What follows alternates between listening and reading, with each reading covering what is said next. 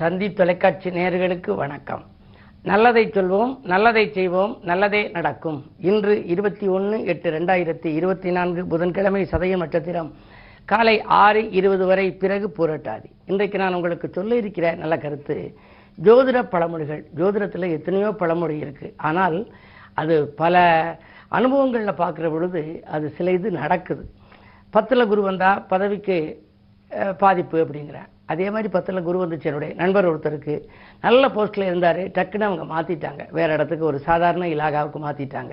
அது மாதிரி 10ல் குரு வந்தால் பதவியில் பயந்துக்கிட்டே இருக்கணும்பாங்க. அதனால் என்ன பண்ணுவாங்க, அந்த நேரத்தில் தன்னுடைய இருக்கிற இடத்த மாற்றிக்குவாங்க. ஏதாவது இடத்த மாற்றினா கொஞ்சம் மாற்றங்கள் வரும் அப்படிம்பாங்க. இது மாதிரி சில வகை பழமொழிகளில் 6ல் குரு இருந்தால் ஊரில் பகையும்பாங்க.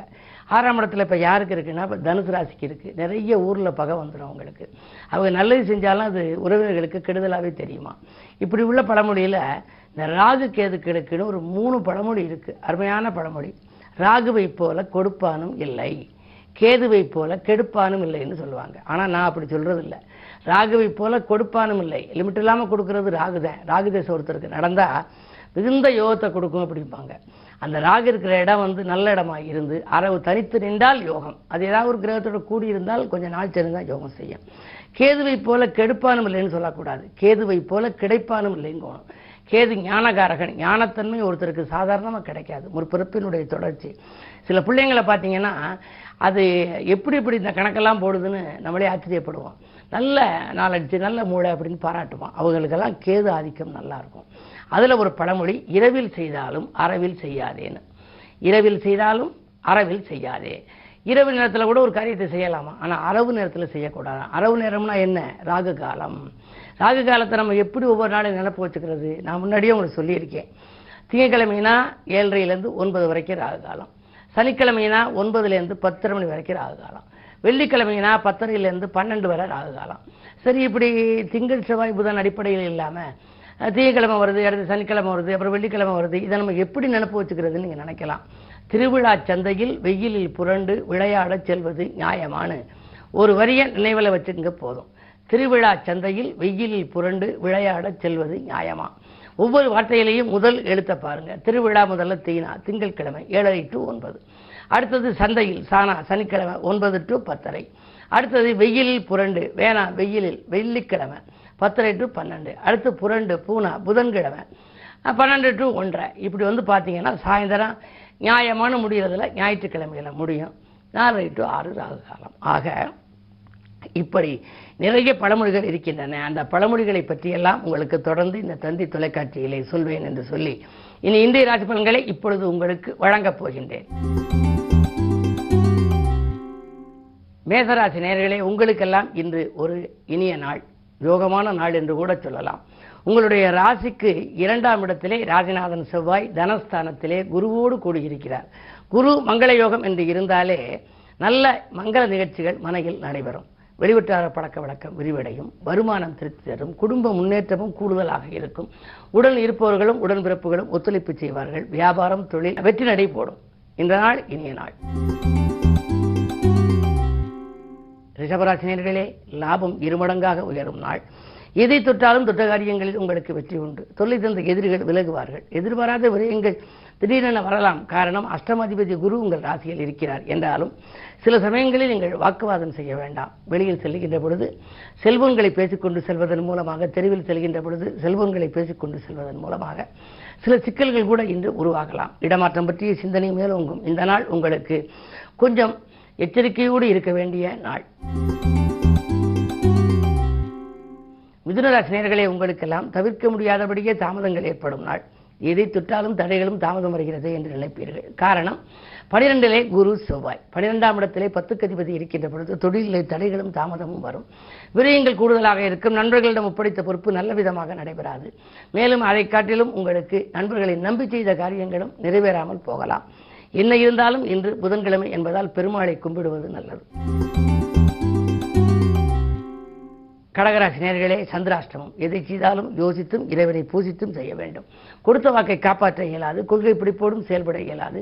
கொடுக்கல் வாங்கல்களில் ஏமாற்றத்தை சந்திக்க நேரிடும். அதிகார பதவியில் உள்ளவர்களின் ஆதரவு குறைவாகவே இருக்கும். அஷ்டமத்து சனியின் ஆதிக்கமும் இருப்பதால் விரயங்களை அதிகரிக்கும். இந்த நாளில் விழிப்புணர்ச்சி உங்களுக்கு அதிகம் தேவை. சிம்மராசினியர்களே, 7லே சனி, ராசியில் சூரியன் ஒன்றையொன்று பார்க்கிறது. எனவே உங்களுக்கு எதை தொட்டாலும் தொட்ட காரியங்களில் வெற்றி கிடைக்குமா என்பது சந்தேகம்தான். விரயங்கள் கூடுதலாக இருக்கும்.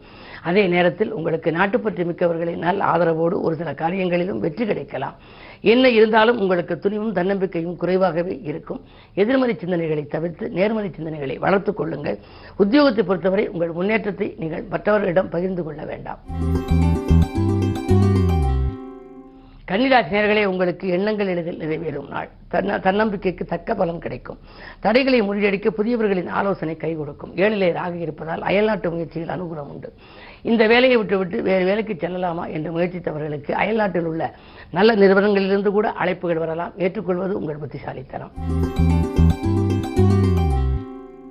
துலாம் ராசி நேயர்களே, உங்களுக்கு மாற்று மருத்துவத்தால் உடல்நலம் சீராகும். மங்கள நிகழ்ச்சிகள் மனையில் நடைபெறுவதில் ஒரு சில தடைகள் ஏற்படலாம். வியாபாரத்தில் கடினமான லாபம் கைகளில் புரண்டாலும் உடனுக்குடன் செலவாகிவிடும். தேவையில்லாத வீண் பிரச்சனைகளில் சிக்கி தலையிட வேண்டாம். பிறருடைய பிரச்சனைகளில் தலையிடுவதன் மூலம் உங்களுக்கு மன நிம்மதி கொஞ்சம் குறைவாகவே இருக்கும். அதே நேரத்தில் 5லே சனி இருப்பது வக்கரமாக இருப்பதால் பிள்ளைகளையும் உங்கள் மேற்பார்வையில் வைத்துக் கொள்ளுங்கள். விருச்சிக ராசி நேயர்களே, உங்களுக்கெல்லாம் விஐபிக்கள் வீடு தேடி வருகின்ற நாள். வேண்டிய காரியத்தை விரும்பியபடியே செய்து முடிப்பீர்கள். வருமானம் திருப்திகரமாக இருக்கும். தொழில் அபிவிருத்தி, உத்தியோக அபிவிருத்தி என்று உண்டு. அது மட்டுமல்ல, வியாபாரத்தில் கணிசமான லாபம் கைகளிலே புரளப் போகிறது. வாரிசுகளால் ஏற்பட்ட வாக்குவாதங்கள் மறையும். அலைபேசி வழியில் வருகின்ற தகவல் அனுகூலம் தரும் தகவல், ஆதாயம் தரும் தகவலாக கூட இன்று இருக்கலாம். இந்த நாள் இனிய நாள். தனுசு நேயர்களே, உங்களுக்கெல்லாம் நலமுடன் வாழ நண்பர்கள் கை கொடுத்து உதவும் நாள். நாடு மாற்ற சிந்தனைகளும் மேலோங்கும். வீடு மாற்ற சிந்தனைகளும் மேலோங்கும். ஆரோக்கியத்தில் கொஞ்சம் கவனம் தேவை. இருதயம் சம்பந்தப்பட்ட தொல்லைகள் வரலாம். அல்லது ஏதேனும் ஒரு சிறு தொல்லைகள் வந்து வைத்திய செலவுகளை கொடுக்கலாம். அதே நேரத்தில் 3லே சனி இருக்கின்றார். வக்ர இயக்கத்தில் இருப்பதால் இதுவரை இணைந்திருந்த சகோதரர்கள் உங்களை விட்டு விலகலாம். விலகாமல் பார்த்துக் கொள்வது உங்கள் புத்திசாலித்தனம். மகர ராசி நேயர்களே, உங்களுக்கெல்லாம் குரு பார்வை இருக்கின்றது. குழப்பங்கள் தீரும், குதூகலம் கூடும், பயணங்களால் பலன் கிடைக்கும். பக்குவமாக பேசி காரியங்களை சாய்த்துக் கொள்வீர்கள். அதிகார பதவியில் உள்ளவர்களின் ஆதரவோடு உங்களுக்கும் ஒரு நல்ல பொறுப்புகள் கிடைக்கலாம். பொது வாழ்வில் உள்ளவர்கள் மனமகிழ்ச்சி அடையும் விதத்திலே நல்ல மாற்றங்கள் வரலாம். கும்பராசி நேயர்களே, உங்களுக்கு சனி சந்திர யோகம். எனவே திட்டமிட்ட காரியம் திட்டமிட்டபடியே நடைபெறும். அரசு வழியில் அனுகூலமான தகவல் கிடைக்கும். ஆதரவு கருமிட்ட மாற்று இனத்தவர்களும் முன் வருவார்கள். கூட்டாளிகளும் உங்களுக்கு முன் வருவார்கள். 2லே ராகு இருப்பதால் பணப்புழக்கம் அதிகரிக்கும். அதிகார பதவியில் உள்ளவர்கள் உங்களுக்கு ஆலோசனைகளை கூறுவார்கள். அதே நேரத்தில் மற்றவர்களை நம்பி ஒப்படைத்த பொறுப்புகளும் நல்ல விதமாக முடிவடையலாம்.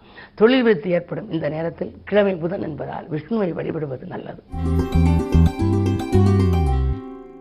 மீனராசி நேயர்களே, உங்களுக்கு ஆரோக்கியம் சீராகி ஆனந்தப்படுத்தும் நாள். அன்றாட பணிகளை நன்றாக செய்வீர்கள். வீடு கட்டுவது அல்லது வாங்குவது பற்றிய சிந்தனை மேலோங்கும். உடன்பிறப்புகள் உங்களுக்கு உறுதுணையாக இருப்பார்கள். கடல் சுமை பாதிக்கு மேல் குறையலாம். பதவி உயர்வு பரிசீலனையில் இருக்கிறது என்று நினைப்பீர்கள். அந்த பதவி உயர்வு இன்றைக்கு கிடைப்பதற்கான அறிகுறிகள் தென்படும். மேலும் விவரங்கள் அறிய தினத்தந்தி படியுங்கள்.